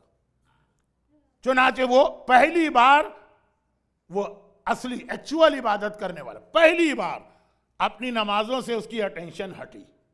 اب یہ اٹینشن ہٹ گئی پہلی بار، اور جا کے اس کے قریب بیٹھ گیا کہ بھائی اس سے پوچھے کیا چیز ہے۔ جیسے وہ ایک کارٹون پہلے آتا تھا، پوپائی دا سیلر، بھائی وہ اسپینش کھاتا ہے بڑی طاقت آ جاتی ہے، یہ کیا کھاتا ہے، کیا کھا کے آیا ہے؟ ابھی تو 15 دن سے تو کچھ نہیں کھایا۔ چنانچہ بیٹا، وہ ایک نماز ختم ہوئی، ابھی سلام میں نے پھیرا، اللہ اکبر، اس کی دوسری نماز شروع ہو گئی۔ اسے یہ کوئی تھوڑی خیال کرنا ہے کہ ہلتے ہوئے اللہ اکبر نہ کہو اور سلام پورا کرو، وہ کون سی صحیح نمازیں پڑھ رہا ہے؟ وہ تو ساری جعلی اور فراڈیہ نمازیں، وہ وقت ہی نہیں دے رہا ہے۔ اب اس کو اور شوق ہوا ایسی عبادت، تو ایک مرتبہ بس موقع مل کے اس نے اس کو پکڑ لیا، کہا یہ بتاؤ کہ تم یہ اتنی عبادت کیسے کر رہے ہو؟ What is the secret behind it? کہا کہ نہیں کوئی سیکریٹ نہیں، بس میں عبادت کر رہا ہوں۔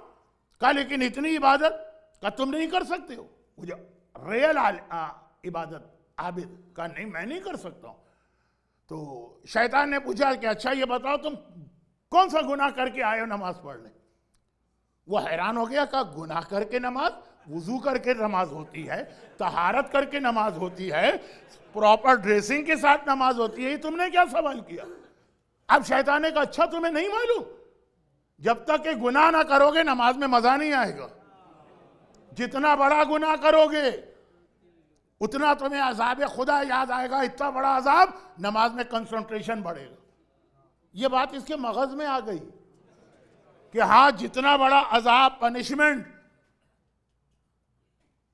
تو کسی صاحب نے کہا بھی تھا کہ پھر اس کو تو مولانا صاحب آپ کی مجلس میں بٹھا دینا چاہیے تھا. میں پڑھتا ہوں عذاب، آج 5واں دن ہے، کیا آپ نے مجھ سے عذاب سنا؟ لیکن بہرحال بدنام ہو گیا ہوں کہ قبر والے باپو. خلاصہ یہ ہے کہ اس نے کہا جتنا بڑا گناہ کرو گے، گناہ کی وجہ سے تمہیں نہ حرام کا دل چاہے گا نہ کھانے کا دل چاہے گا. ہر وقت تمہارے سامنے ہوگا عذاب، جہنم، آگ، سانپ، بچھو، اژدہے، کوڑے، وہ ساری چیزیں. ہاں یہ بات اس کے مغز میں آ گئی. امام نے کہا یہ عالم نہیں تھا، خالی نمازی تھا. عالم ہوتا تو سمجھ جاتا کہ کیا فراڈ اس کے ساتھ ہو رہا ہے. کہا اچھا تو پھر کون سا گناہ کروں؟ کہا کہ وہ گناہگار عورت.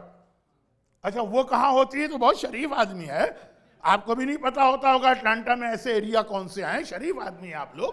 تو خلاصہ یہ ہے کیا ہوتا ہے کیا ہوتا ہے. اس نے کہا یہ جاؤ فلاں گھر، اس کی اتنی فیس ہے، فیس دے دینا. اب گیا یہ، اور اس کو اصل میں جانا ہے نماز کے لیے، لیکن بہت بڑا گناہ کرنا ہے. کہا یہ سب سے بڑا گناہ. وہاں گیا، عورت نے دیکھا اگرچہ اس کا بزنس یہی ہے اور کوئی آدمی اپنے بزنس کو کھوٹا نہیں کرتا ہے، لیکن امام نے کہا پھر بھی یہ نمازی سے زیادہ علم رکھتی تھی. جیسے ہی اس نے دیکھا کہا کہ یہ دروازہ آج تک سینکڑوں آئے اور سینکڑوں گئے، ہمیں اس سے کوئی تعلق نہیں، کون آ رہا ہے کون جا رہا ہے، ہماری فیس دے اور جو مقصد ہے پورا کر. ایسا آج تک نہیں آیا. کوئی نہ کوئی سیکریٹ ہے تیرے آنے کے پیچھے، تو لگتا بھی نہیں ہے کہ گناہ کے لیے آیا. بزرگ نے کہا کہ ذرا بکواس نہ کر، میرے پاس ٹائم نہیں ہے، مجھے جا کے اپنی نماز کنٹینیو کرنا. ایسا اتنا بڑا نمازی پھر یہاں پہ کیوں آیا؟ کہا کہ بس وہ میرے ساتھی نے یہ بتایا. وہ عورت کہنے لگی کہ وہ نمازی نہیں ہے، وہ شیطان ہے. دیکھ کپڑا اگر پھٹ جائے اس کے بعد دوبارہ اس کی سلائی کر بھی لی جائے. آج ٹیکنالوجی بہت ترقی کر گئی ہے، لیکن بنی اسرائیل کا واقعہ، بنی اسرائیل کی ٹیکنالوجی، پھٹا ہوا کپڑا دوبارہ سی بھی لو وہ بات نہیں بنے گی. ابھی تیرا کردار بالکل ٹھیک ہے، ایک بار گناہ کر کے اپنے تقوی کو اور اپنے کردار کو اگر نقصان پہنچا دیا کہ لاکھ تو اس کے بعد نماز پڑھے تجھے فائدہ نہیں ہوگا. وہ شیطان ہے، جا کے چیک کر لے. واپس آئے، واقعاً دیکھا کہ مسجد خالی، وہ غائب، مسلح بغل میں دبا کے رفو چکر. سمجھ بھی گیا کہ شیطان نے نماز شروع ہوئی. ادھر یہ عورت 1 گھنٹے کے بعد مر گئی. سارے محلے میں بہت بدنام عورت تھی، مر گئی. مر جائے، لوگوں نے کہا اللہ کا شکر ہماری دعا قبول ہو گئی. کوئی نہیں آیا، میت تک اٹھانے نہیں آئے. برابر کے گاؤں میں نبی رہتے تھے، ہاں نبی، رسول نہیں نبی. وہی آئی، جاؤ فلاں گھر پہ، فقط ماتت ولیت من اولیائی فغسلها وصلیها وکفنها ودفنها. فلاں محلے میں جاؤ، میرے ولی میں سے ایک ولیہ کا دنیا سے انتقال ہوا. ولی جا کے اسے غسل دو، کفن پہناؤ، نماز پڑھو اور دفن کرو. اب وہ آگے اور یہ سوچ کے آئے بڑی پردے دار، بڑی باحجاب، بڑی نمازی عورت ہوگی، اللہ نے اس کو ولی کہا ہے. ولی. محلے میں قدم رکھا، لوگوں سے پوچھا وہ گھر کہاں ہے؟ یا نبی خدا آپ؟ ابھی کل ایک بہت ہی متقی آدمی آیا تھا، آج تو آپ آ گئے. اس سے بھی کتنا ہی بڑا متقی ہو، نبی تو نبی ہے، یہ ہو کیا رہا ہے؟ کہا وہ میں گھر کے بارے میں پوچھ رہا. کہا وہ تو بدنام ترین اور گناہگار، سب سے بڑی گناہگار عورت. کہا مجھے تو یہ وحی آئی. خدا بندہ یہ میں کہاں آ گیا؟ غلط تو نہیں آ گیا؟ کہا کہ نہیں، اس گناہگار تھی، مگر اس نے ایک مومن کی 200 سال کی نمازیں بچائیں، 200 سال کے روزے بچائیں، 200 سال کا قرآن بچایا، 200 سال کی دعائیں کمیل بچائی، 200 سال کی عبادتیں بچائی ہیں. اس نے بچائی ہیں، یہ ساری عبادتیں اس کے نامہ اعمال میں لکھ دی گئیں. 200 سال کی نیکیاں لکھی گئی ہیں. 50 سال اس کی ایج تھی، وہ گناہ تھے، نیکیاں زیادہ تھیں، میں نے فوراً اسے موت بھی اسی لیے دے دی کہ اب کوئی کسی قسم کا گناہ نہ کرے، چنانچہ وہ سیدھی جنت میں گئی۔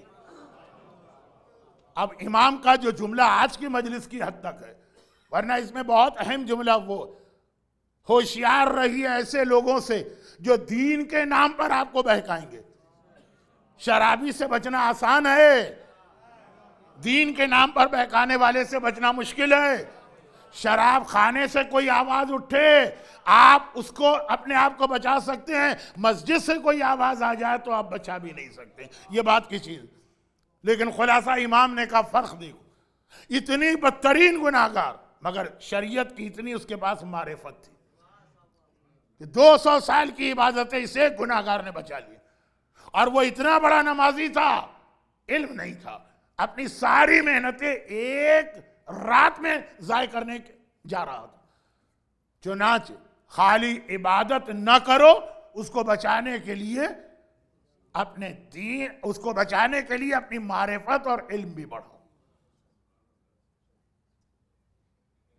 لیکن یہ بات ہوتی ہے جب ہمارا اور آپ کا دین خطرے میں، تو بچانے کا ہی طریقہ، اور جب پورا اسلام خطرے میں ہو تو پھر ضرورت پڑتی ہے اکبر کے کلیجے کی برچے کی، اصغر کے گلے کے 3 بھال کے تیر کی، عباس کے کٹے ہوئے بازوؤں کی، قاسم کے بدن کے ٹکڑوں کی، زینب کی چھنی ہوئی چادر کی، سکینہ کے رخسار پر لگنے والے تماچوں کی، عابد بیمار کی کمر پہ پڑنے والے کوڑوں کی، اور سب سے بڑھ کر آقا حسین کے کٹے سر کی۔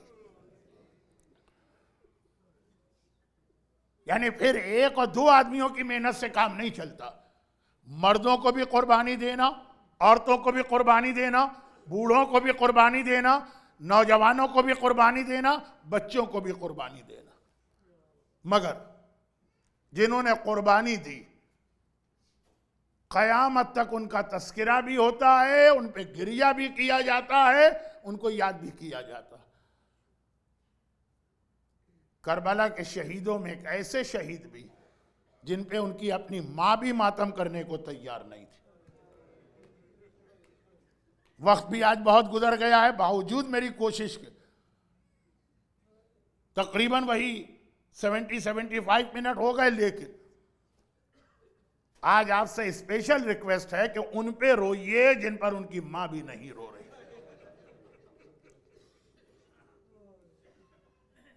جب اہل بیت رہا ہوئے تھے شام میں اور سارے کٹے ہوئے سر واپس ملے تھے، اور شامی عورتیں پرسہ دینے آئیں تو دیکھا ہر کٹا ہوا سر کسی بیوی کی گود میں ہے، وہ اس پر ماتم کر رہے، لیکن ایک کونے میں 2 کٹے ہوئے سر ایسے پڑے ہیں جنہیں کوئی اٹھانے والا نہیں ہے۔ شامی عورتوں نے کہا کہ کیا یہ لاوارثوں کے لاشیں ہیں؟ ایک بار میرا مظلوم آقا سجاد آگے بڑھا، ارے یہ میرے بھائی اون اور محمد ہیں، ان کا سر تو میں اٹھا کے ماتم کروں گا۔ زینب نے کہا سجاد، میں نے عہد کیا تھا اکبر کا ماتم کروں گی، عباس کا ماتم کروں گی، حسین کا ماتم کروں گی، اون و محمد کا نہیں، انہیں میں نے صدقہ کر دیا۔ کربلا کے 2 ایسے کمسن شہید جن پر نہ ان کی ماں روئی، نہ ہی ان کے سروں کو اپنی گود میں لیا، نہ ہی ان سے شہادت تک راضی رہی۔ یہ جملہ آپ ذرا سمجھا رہا ہوں اور بات ختم۔ شب عاشور آقا حسین نے 2 امتحان لیے، ایک مردوں کا چراغ گل کر کے، اور جب مردوں کا امتحان پورا ہو گیا تو آدھی رات کے بعد آقا حسین سیدانیوں کے خیمے کو دیکھنے نکلے کہ بیویوں کی کیا حالت۔ اللہ آپ کو بار بار لے جائے کربلا معلیٰ۔ کربلا اب تو ہر آدمی ہو کے آیا، اسی لیے میں نے یہاں دعا میں بڑھا دیا بار بار۔ خیمہ گاہ زینب کبریٰ کا خیمہ بھی نظر آئے گا، آقا حسین کا خیمہ بھی نظر آئے گا۔ سارے خیموں کو دیکھ رہے ہیں، البتہ خیمے کے اندر نہیں جا رہے، باہر سے دیکھ رہے ہیں۔ جب زینب کے خیمے کے قریب پہنچے تو ایک عجیب منظر دیکھا۔ زینب زمین پہ بیٹھی، سامنے اون کو بٹھایا، اون کے برابر محمد کو بٹھایا، اور ان سے کہہ رہی ہیں بیٹا اون و محمد پتا ہے تیرا دادا جعفر طیار تھا، کیسا جہاد کیا، اور معلوم ہے تیرا نانا حیدر کرار تھا، لیکن بیٹا اپنی زبان سے نہ کہنا کہ تم جعفر طیار کے پوتے ہو اور حیدر کرار کے نواسے ہو۔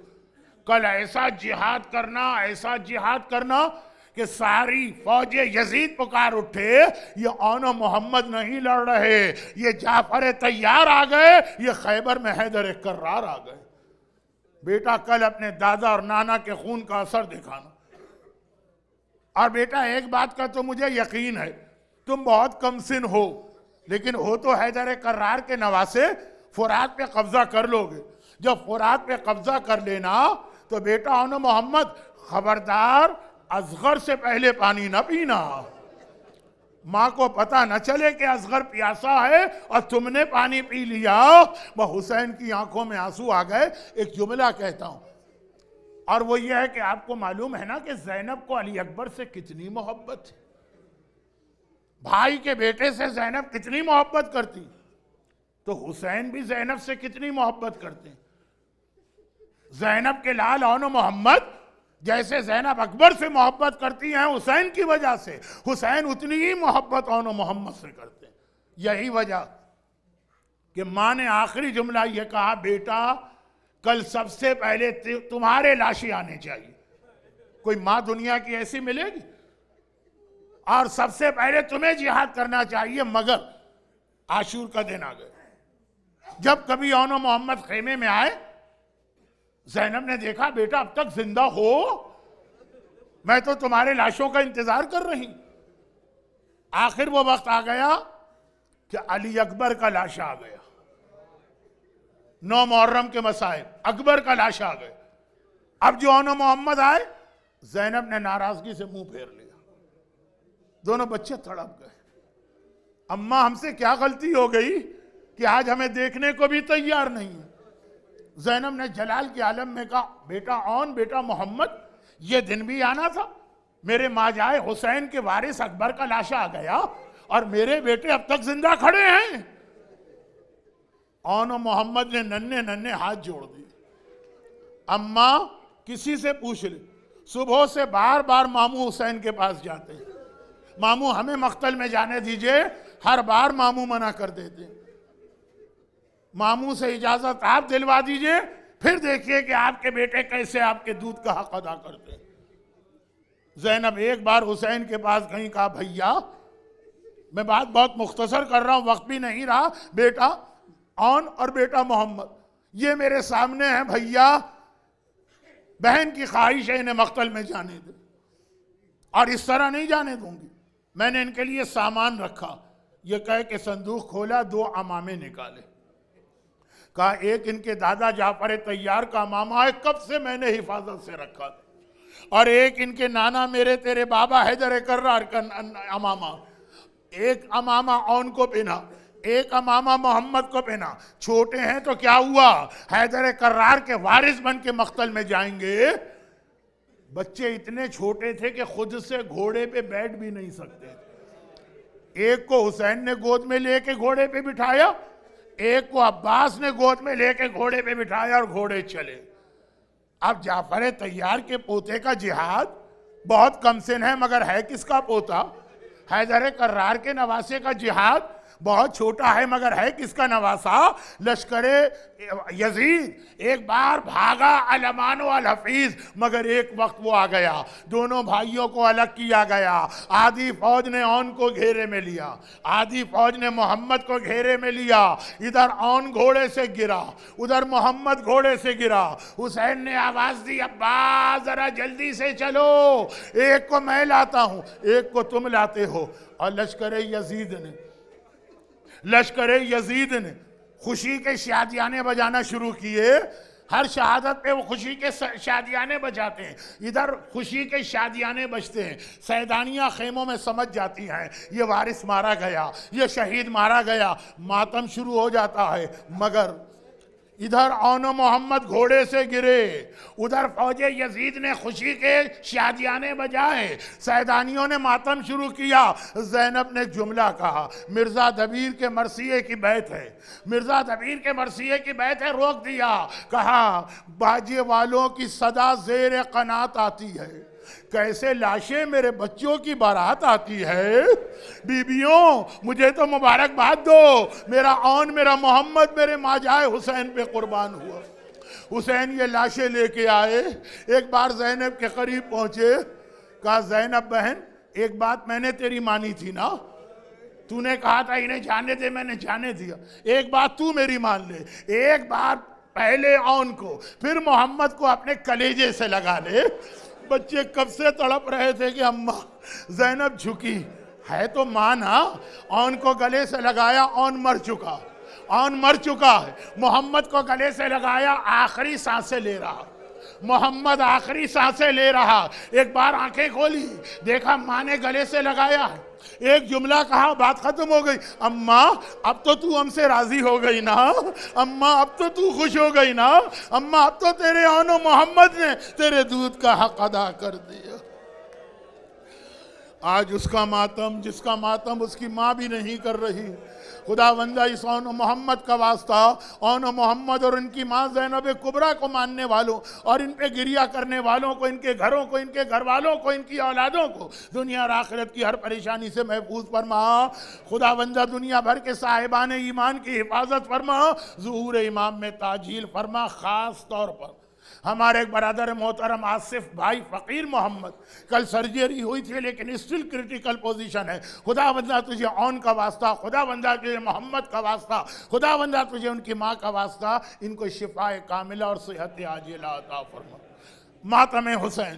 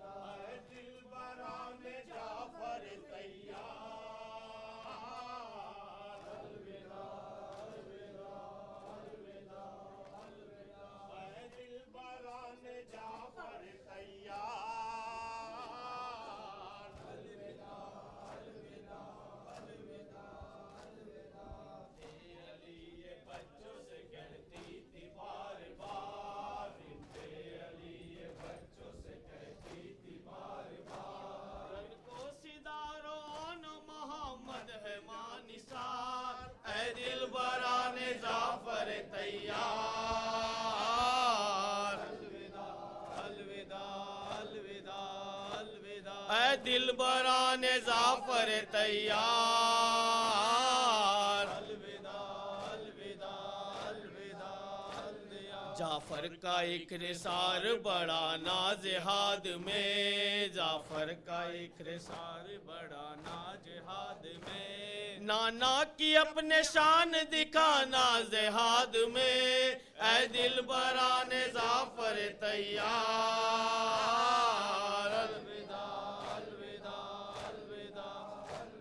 اے دل بران ظافر تیار، الوداع الوداع الوداع۔ شیر خدا کی بیٹی کے تم دونوں شیر ہو، شیر خدا کی بیٹی کے تم دونوں شیر ہو، شیر خدا کی بیٹی کے تم دونوں شیر ہو، میدان میں جاؤ فتح میں اب کچھ نہ دیر ہو، اے دل بران ظافر تیار، الوداع الوداع الوداع الوداع۔ ہر بات اپنے سمت سوا ہو تو بات ہے، ہر بات اپنے سمت سوا ہو تو بات ہے، ہر بات اپنے سمت سوا ہو تو بات ہے، فوراً پڑے کہ حسر بپاؤ تو بات ہے، اے دل بران جعفر تیار،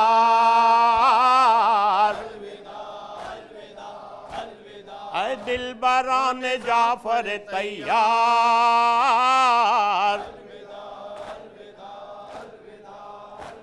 گھیرے رہے सिपाह मगर मुंह न मोड़ना, घेरे रहे सिपाह मगर मुंह न मोड़ना, घेरे रहे सिपाह मगर मुंह न मोड़ना, हैदर की यादगार हो मैदान न छोड़ना, ऐ दिलबरान जाफर तैयार,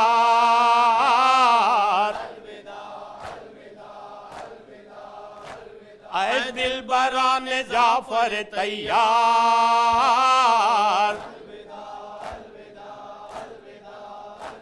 सिमरो उमर के सर सर जो उतारो तो खुश हूँ मैं, सिमरो उमर के सर जो उतारो तो खुश हूँ मैं, सिमरो उमर के सर सर जो उतारो तो खुश हूँ मैं, दुश्मन को झूम झूम के मारो तो खुश हूँ मैं, ऐ दिलबरान जाफर तैयार,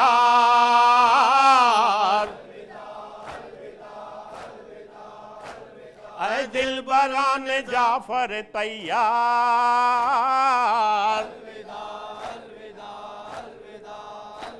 बच्चों ज़ईफ मामू को ज़हमत न दीजियो, बच्चों ज़ईफ मामू को ज़हमत न दीजियो, बच्चों ज़ईफ मामू को ज़हमत न दीजियो, लाशें उठाए भाई तो जुम्बिश जुम्बिश न कीजियो, ऐ दिलबरान जाफर तैयार,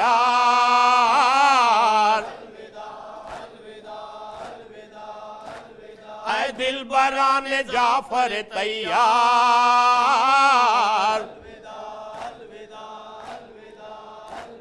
कल तक ये आरज़ू थी ज़वा होंगे होंगे मेरे लाल, कल तक ये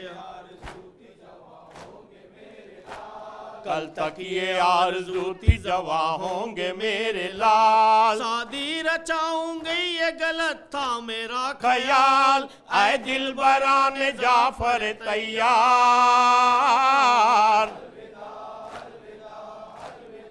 वाह हुसैन मान नूरे दो आईने मान, वाह हुसैन चाहिए वाह हुसैन मान नूरे दो आईने मान, वाह हुसैन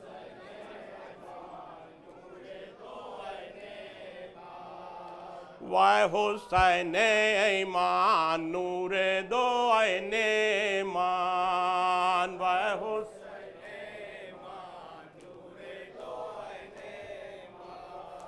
वाह हुसैन ईमान नूरे दो आईने मान, वाह हुसैन आई वाई शाहिद ईमान, आई वाई गरीब ईमान,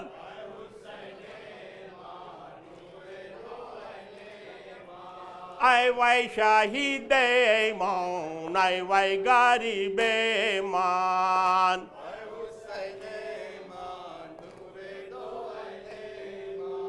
आई वाई शाहिद ईमान, आई वाई गरीब ईमान,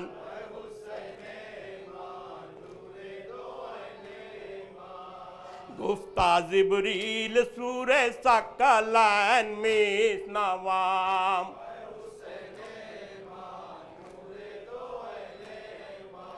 आई वाई शाहिद ईमान, आई वाई गरीब ईमान,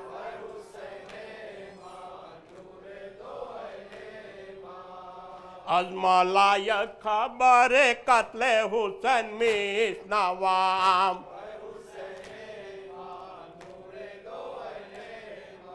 आई वाई शाहिद ईमान, आई वाई गरीब ईमान,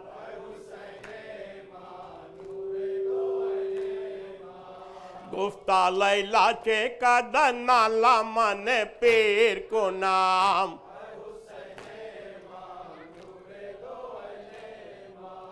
गुफ्ता लैला चे कदन नाला मन पीर को नाम,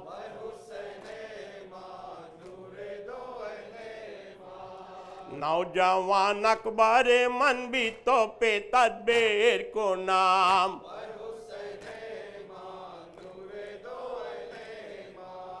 بارے لاہا بیتانے پارائے منجر چے کو نام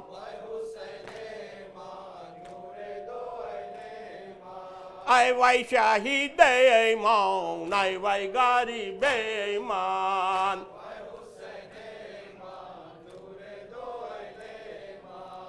بارے لاہا بیتانے پارائے منجر چے کو نام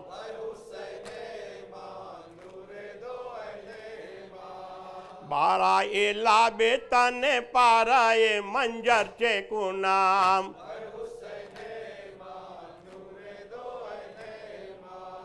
بادستے تیرے کا سنبانی یہ منجر چے کو نام آئے وائی شاہید ایمان آئے وائی غریب ایمان گفت لیلا بعد صدگام گفت لیلا بعد صدگام کہ جوانام نامرادام جانب میدان برو آرام جانام گفت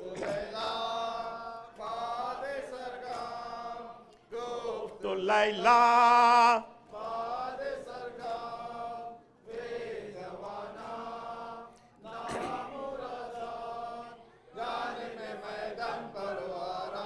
سے جانا ہم گفت لیلا بعد صدگام گفت لیلا بعد صدگام کہ جوانام نامرادام کہ جوانام نامرادام جانب میدان برو آرام جانا ہم گفت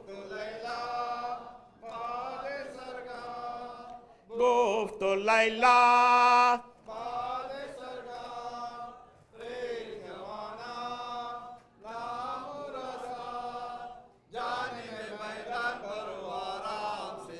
نا ہم سود امیدام نا امیدے سود امیدام نا امیدے آخر ازمان دل برے دے حجلی دامادی خود را نہ دے دے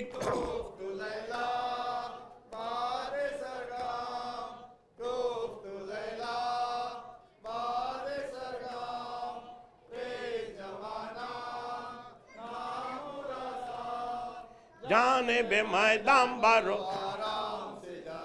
ہم اے رفیقان ناز بیارید اے رفیقان ناز بیارید ناو سے یک بار را بیارید ناو سے یک بار را بیارید بے تو برندم خم لیلاو بے سپارید گفت کہ جوانام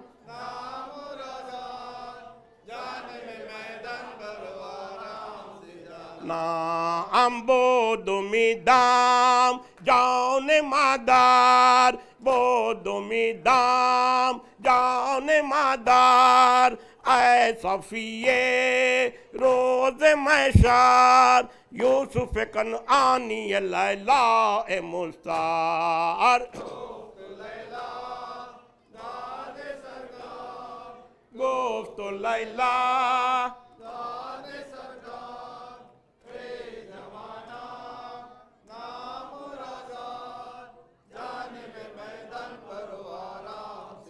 نام بود امیدام وقت پیرے بود امیدام وقت پیرے دست لیلا را بگیرے بے تو برندم بسوئے سام مسیری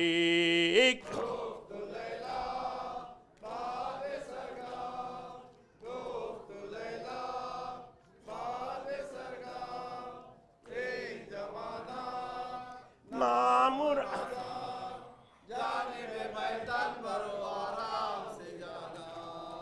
ایسی مگر قتل شاہ کرب و بلا سود یا ماہ ازا سود یا ماتم فرزند علی سیر خدا سود در دست بلا شد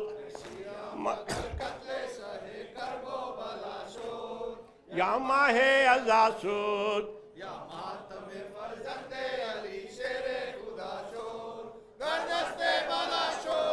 ایسی مگر قتل شاہ کرب و بلا شد یا ماہ ازا شد یا ماتم فرزند علی سیر خدا سود در دست بلا سود مگر قتل شاہ کرب و بلا شور یا مائے اجا شور یا ماتم فرزند علی شیر خدا شور در دست بلا شور ایسی سے زینب کلثوم با ساکنہ زار گردیدہ گرفتار ان ظلم و ستم ہا ہم نسل زنا سود در دست بلا شد مگر قتل شاہ کرب و بلا شور یا مائے اجا شور یا ماتم فرزند علی شیر خدا شور در دست بلا شور ایسا ہے شہیدہ اے عزیز مادر ایسا ہے شہیدہ اے عزیز مادر آخر تو صدیق استا اے بے کس یاور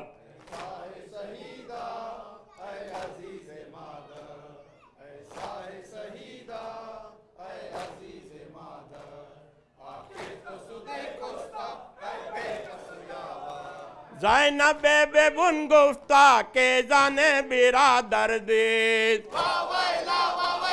زینب بے گن گفتہ کہ زانے برادر دید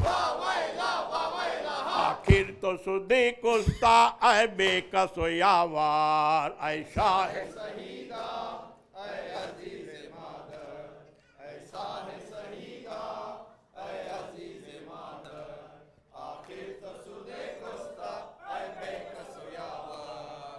اے بے برادر زینب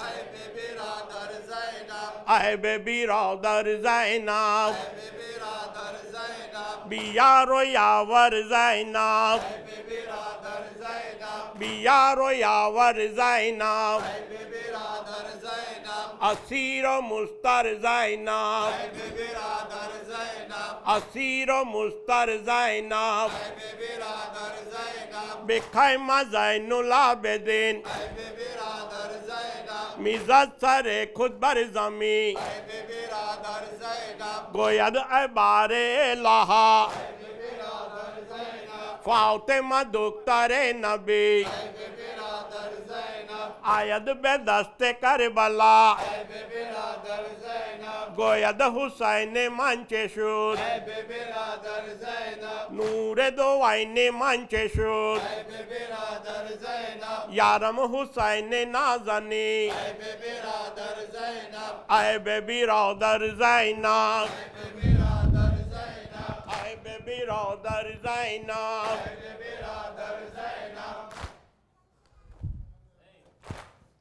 کربلا کربلا کربلا کربلا کربلا کربلا کربلا کربلا تیرے عباس کے پرچم کو سلامی دیں گے کربلا کربلا کربلا جب تلک چاند ستاروں میں چمک باقی ہے جب تلک چاند ستاروں میں چمک باقی ہے جب تلک عرص سلامت پہ چمک باقی ہے جب تلک عرص سلامت پہ چمک باقی ہے جب تلک پھول کے دامن میں مہک باقی ہے